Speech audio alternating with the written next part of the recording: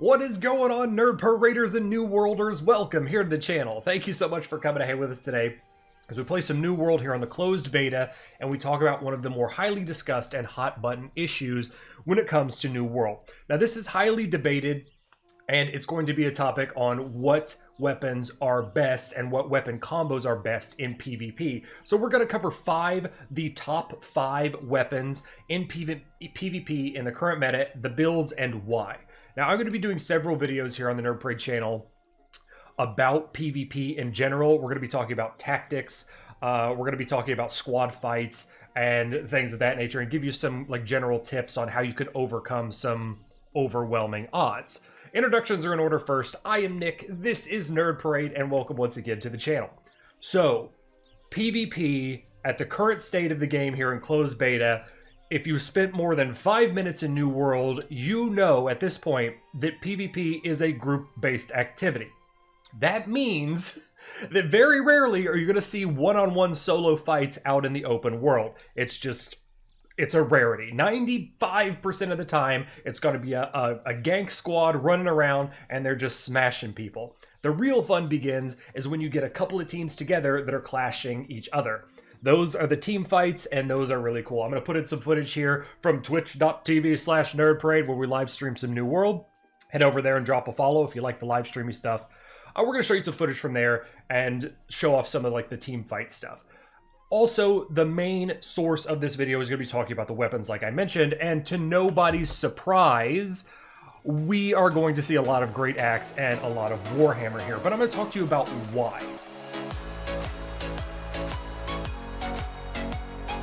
These are really good primary weapons, and we've tinkered around with quite a few of the weapons in PvP situations, respect 1,000 different times, and always the Great Axe comes out on top in PvP fights, and we're going to get into that now.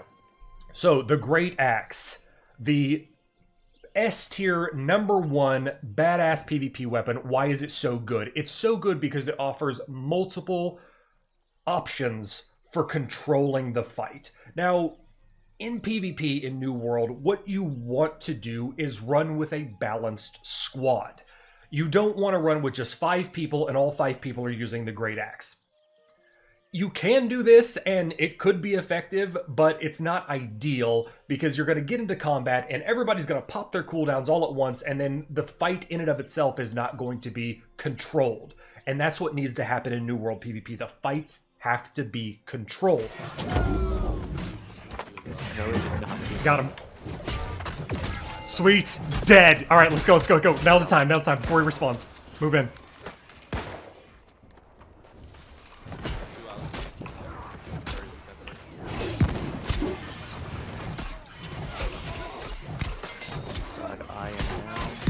Another one down.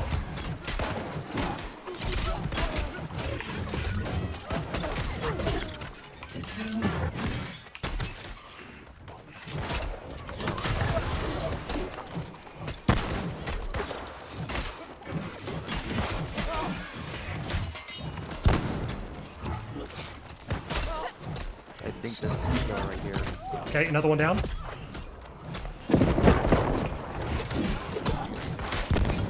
I think that's what it was, because I'm pretty sure I saw you on the track. Okay, another one down.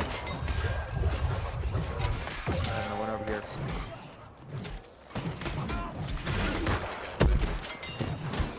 And left side. Another one down. Gripping. He's down. No. Stay together. Oh, there he is. Abyssal Wolf target. Okay, snaring off that. Oh, yes, down! That's the healer. That's the team wipe. Done. He who controls the fight wins the battle.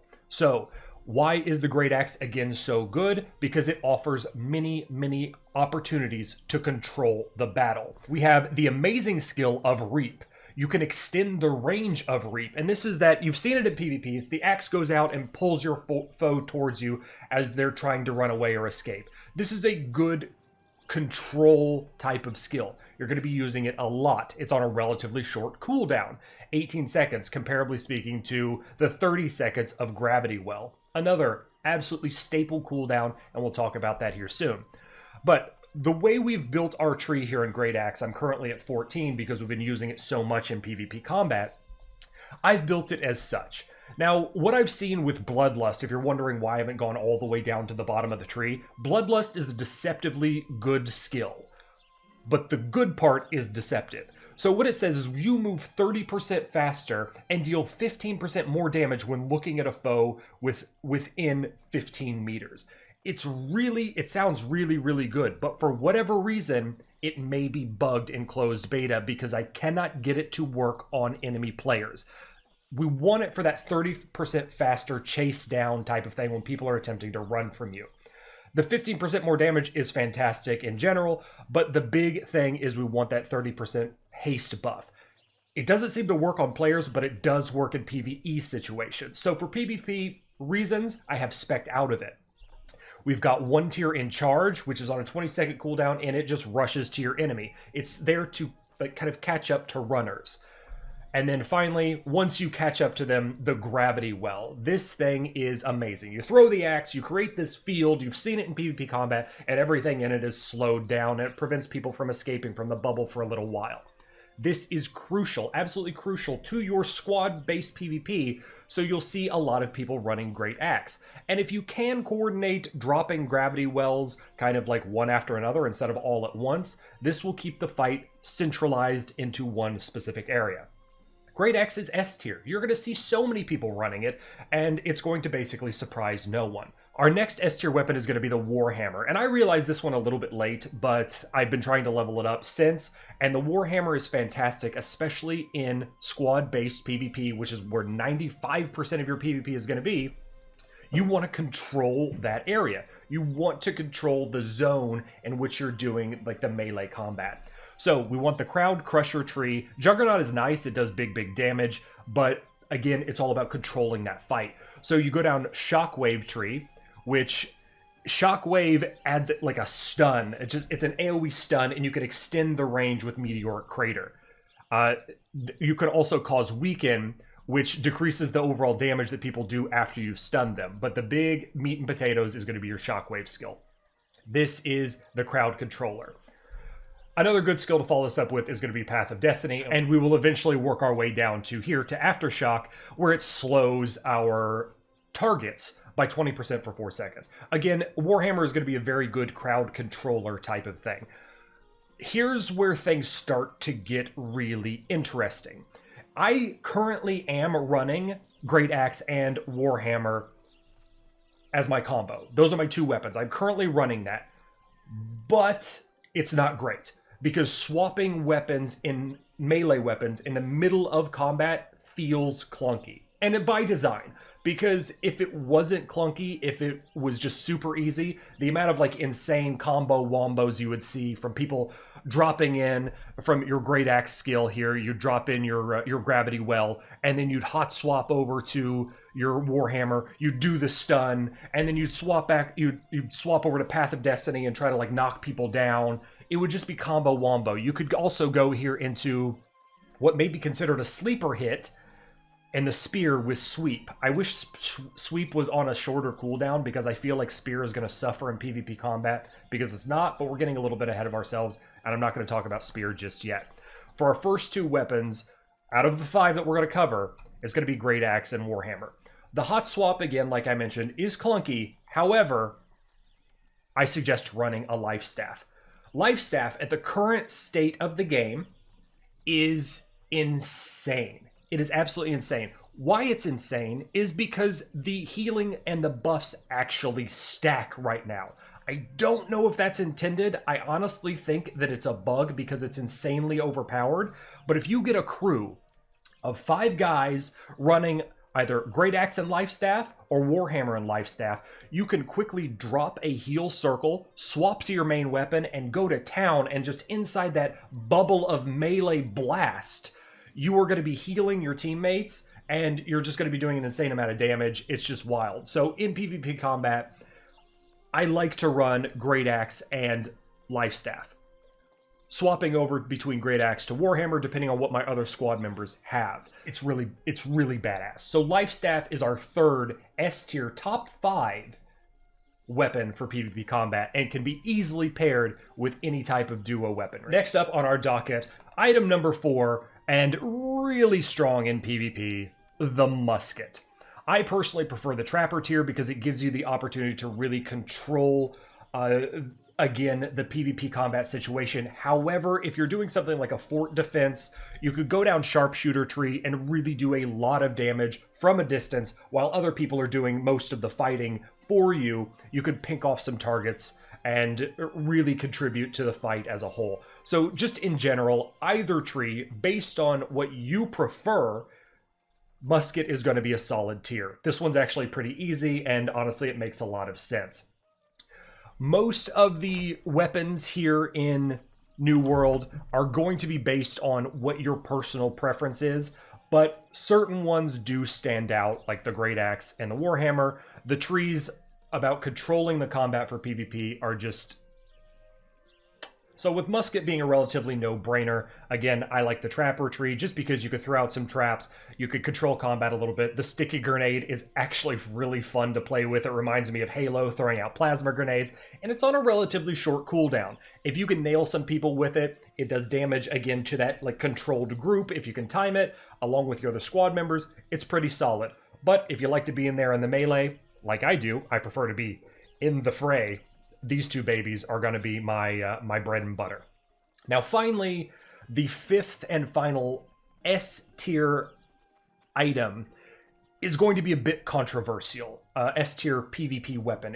It's going to be a bit controversial because people are going to say, I don't agree with that. But personally, in my opinion, the amount of utility that it offers nails its 5th spot.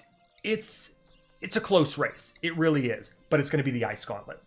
I haven't personally gone down this tree very much because I don't like the gameplay. However, the utility that the Ice Gauntlet actually provides in squad-based PvP combat is really, really high. The star of this show is going to be Ice Shower.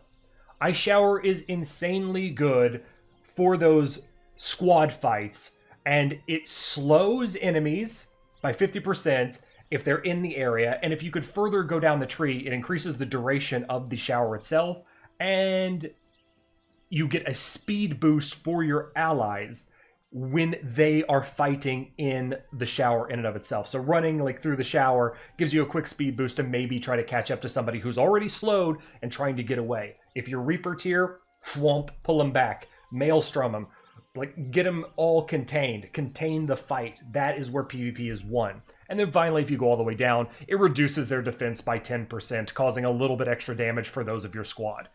This is the reason why I gave the Ice Gauntlet the 5th top tier PvP weapon spot.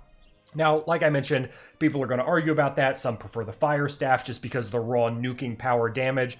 But the utility that the Ice Gauntlet brings, in my opinion, is going to be more valuable in a squad-based fight.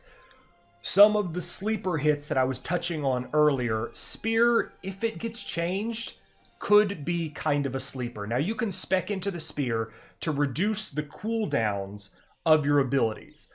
It's probably doable at higher tiers to get Sweep on a low enough cooldown to not really spam it, but use it enough to keep a combat situation controlled, prevent people from running away, and just do something to turn the tides of battle.